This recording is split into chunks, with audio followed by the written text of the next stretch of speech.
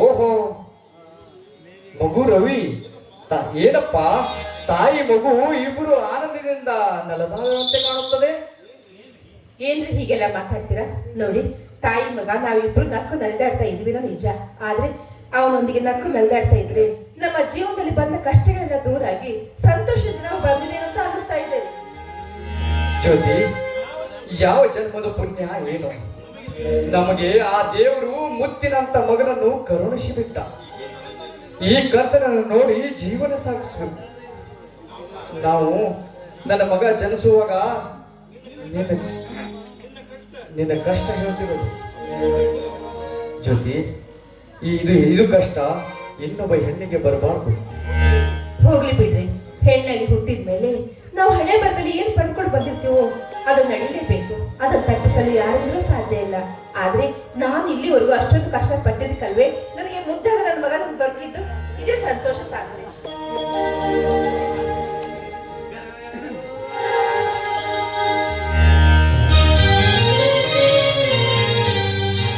ರಮೇಶ, ಇಲ್ಲಿ ಇದ್ದಾರೆ ನೋಡೋ ವಿಜಯ್ ಜ್ಯೋತಿ ಅವರ ಮಗ ರವಿಕುಮಾರ್.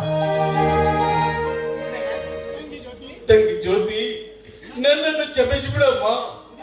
ನಿನ್ನ ಜೀವನದ ಕಥೆಯನ್ನು ಅನ್ನ ದಾರಿಯಲ್ಲಿ ಸವಿಸ್ತರವಾಗಿ ಹೇಳಿದಮ್ಮ, ಹೇಳಿದ.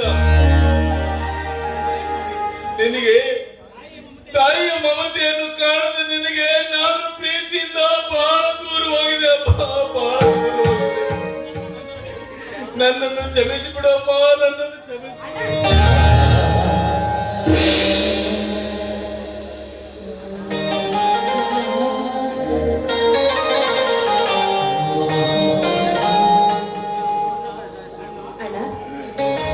ನೋಡು, ನಿನ್ನ ಮುಖ ನೋಡಿ ಎಷ್ಟನಾಗಿತ್ತು ಗೊತ್ತಾ? ನಾನು ಎಲ್ಲಿ ನಿನ್ನ ಮುಖನ ನೋಡೋದಿಲ್ಲ ಅಂತ ತಿಳ್ಕೊಂಡಿದ್ದೆ. ಅಣ್ಣ, ಯಾಕಣ್ಣ ಇಷ್ಟೊಂದು ಕ್ಷೀಣವಾಗಿ ಬಿಟ್ಟಿದೆಯಲ್ಲ? ಯಾಕೆ ನಿನ್ನ ಮನೆಯಲ್ಲಿ ಹುಷಾರಿಲ್ವಾ? ಹೇಳೇನ, ಹೇಳು. ರಮೇಶ್ ಮಾಮ, ನಾನಂತೂ ನಿನಗೆ ನೋಡಿ ಎಷ್ಟು ದಿನವಾಯ್ತು ಏನು.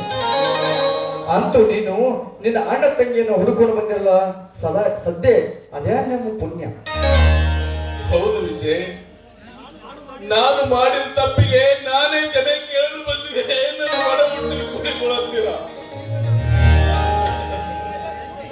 ನೀವು ಎಲ್ಲರೂ ಕೂಡಿ ನನ್ನೊಂದು ಮಾತು ನಡೆಸಿಕೊಡ್ಬೇಕು. ಇದಕ್ಕೆ ಎಲ್ಲರೂ ನೀವು ಒಪ್ತೀರಾ? ಪರವಾಗಿಲ್ಲ, ಹೇಳು ಮಾಮ, ಏನು ನಿನ್ನ ಆಸೆ? ಹಿಂದೆ ನಾವು ಎಲ್ಲರೂ ಕೂಡಿ ನಮ್ಮ ಮನೆಗೆ ಹೋಗಿ ವಸತಿ ಹಂಚಬೇಕು. ಅದಕ್ಕಾಗಿ ನೀವೆಲ್ಲರೂ ತಪ್ಪದೇ ಬರಲೇಬೇಕು. ಕ್ಷಮಿಸು ಮಾಮ, ನಿನ್ನಂತೆ ನಾನೊಂದು ತಪ್ಪು ಮಾಡಿ ಬಿಟ್ಟು ಮನೆ ಬಿಟ್ಟು ಬಂದು 1 ವರ್ಷ ಇತ್ತು. ನಾನು ನನ್ನ ತಂದೆಗೆ ಕೊಟ್ಟ ಮಾತಿನಂತ ನಾಳೆಗೆ 1 ವರ್ಷದ ವನವಾಸ ಮುಗಿದು ನಾನು ನನ್ನ ಸತಿ ಜ್ಯೋತಿ ಹಾಗೆ ರವಿಕುಮಾರ ಇಲ್ಲಿದೆ ಹೋಗ್ತೀವಿ. ನೋಡ್ರಿ ಅಣ್ಣ, ನೀವು ಫಸ್ಟ್ ನಮ್ಮ ಮನೆಗೆ ಬರ್ಬೇಕು. ನೀವು ಬಂದ್ಮೇಲೆ ಈ ನನ್ನ ತಂಗಿ ತವ್ರ ಮನೆಗೆ ಕಾಲು ಇಡ್ತಾಳೆ. ಏನಂತೀರಾ? ನಿನ್ನ ಮಾತಿನಂತೆ ಆಗಲಿ ತಂಗಿ. ನನ್ನ ಹಳೆಯ ರವಿಕುಮಾರ್ನನ್ನು ನಾನು ಬರೆಗೈಯಿಂದ ಮಾತನಾಡ್ತಾ ಇದ್ದೇನೆ.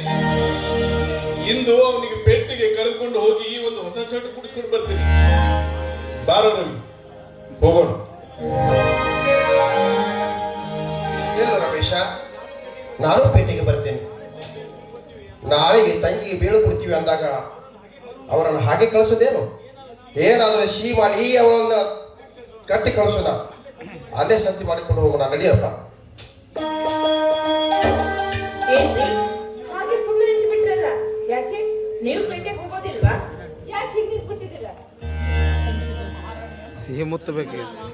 ಮನ ತರಿಸಿ ಮಹಾರಾಣಿಯನ್ನು ಬಿಟ್ಟು ಹೋಗಲು ಮನಸ್ಸಾಗೋದಿಲ್ಲ. ಅದಕ್ಕೆ ಈ ಸೌಂದರ್ಯನ್ನು ಮನದಲ್ಲಿ ವರ್ಣಿಸುತ್ತಾ ನಿಂತಿದೆ. ಏನೇ ಜ್ಯೋತಿ, ಹಾಗೆ ನಿಂತು ಬಿಟ್ಟಲ್ಲ? ಬಾರೆ ಹತ್ತಿರ. ಅಯ್ಯೋ ಬಿಡ್ರಿ, ಅಲ್ಲ ರೀ, ಇಷ್ಟೆಲ್ಲ ಆದ್ರೂ ಇನ್ನು ನಿಮ್ಗೆ ಹಾಡಿ ಮುಚ್ಚಿ ಹೋಗಿಲ್ವಲ್ಲ. ಬನ್ನಿ ಹೋಗೋಣ, ಮಾತಾಡ್ಲಿಕ್ಕೆ ಹೋಗಿದ್ದಾರೆ. ನನ್ನ ಆಸೆ ನೆಲೆವೇರಿದ ಮೇಲೇನೆ ನಾನು ನಿನ್ನ ಕೈ ಬಿಡೋದು. ಅಲ್ಲಿ ಒಂದು ಪ್ರೇಮ ಗೀತೆ ಹಾಡು. ನೀ ಹಾಡೋ ಹಾಡಿಗೆ ಈ ವನದಲ್ಲಿ ಕೋಗಿಲೆಗಳೇ ತಲೆ ಬಾಗಿ ನಾಚಿ ತಾಳ ಹಾಕಬೇಕು, ಹಾಗೆ ಹಾಡು.